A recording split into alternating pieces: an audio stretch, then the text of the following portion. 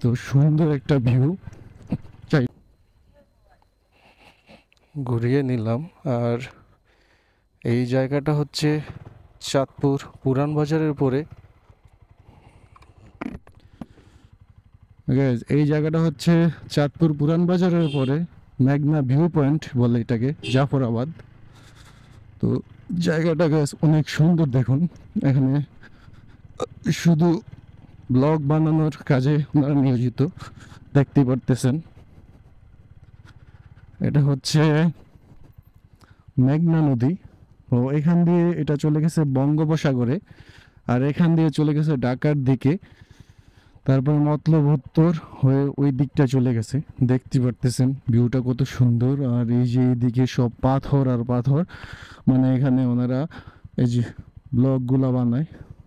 তো এই সাইড দিয়ে এই পাইপটার কারণে আমি সামনে যেতে পারি নাই, তবে আমি চাইছিলাম সামনে দিয়ে গিয়ে রাসেল ভ্যারাইটিস স্টোর দিয়ে ওঠার জন্য, তো ওইটার হইল না। তাই এখন যাই হোক, আমরা একটু সামনের দিকে আস্তে আস্তে যাই, পরিবেশটা একটু দেখি। সেই একটা পরিবেশ। তো এখানে আসতে আমার অনেকটা পথ আসতে হয়েছে।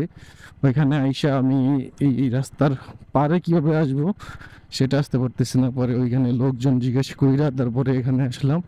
তবে পরিবেশটা গাছ অনেক সুন্দর, মেঘনা নদীর পার। এটা হচ্ছে আপনার বলে জাফরাবাদ। এটা চাঁদপুর পুরান বাজার হয়ে আসতে হবে আপনাকে। তো দেখতে পারতেছেন কত সুন্দর এই এলাকার মানুষজন এখানে।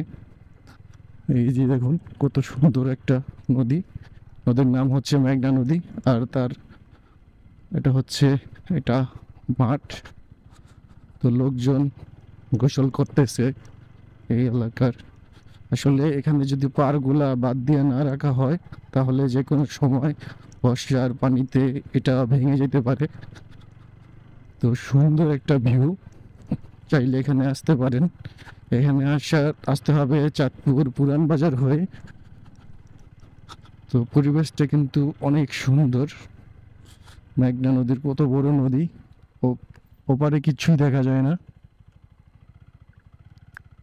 তো এগুলা বর্ষাতে ভেঙে গেছে, দেখাই যাইতেছে। এগুলো হচ্ছে মাছ ধরার নৌকা। তো আমরা আজকের জন্য চলে যাই।